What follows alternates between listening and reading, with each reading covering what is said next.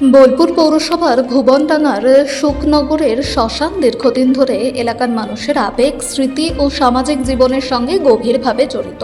কিন্তু যথাযথ রক্ষণাবেক্ষণ ও প্রয়োজনীয় উদ্যোগের অভাবে বর্তমানে শ্মশানটি অবহেলার শিকার হচ্ছে বলে অভিযোগ স্থানীয়দের দাবি, দীর্ঘদিন ধরে পরিষ্কার পরিচ্ছন্নতা, পরিকাঠামোর উন্নয়ন ও নিয়মিত রক্ষণাবেক্ষণের অভাবে শ্মশানের পরিবেশ ক্রমশ খারাপ হয়ে পড়ছে।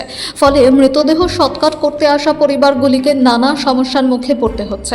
এলাকাবাসীর বক্তব্য, এই শ্মশান শুধুমাত্র সৎকারের স্থান নয়, এর সঙ্গে বহু মানুষের পারিবারিক স্মৃতি ও দীর্ঘদিনের আবেগ জড়িয়ে রয়েছে।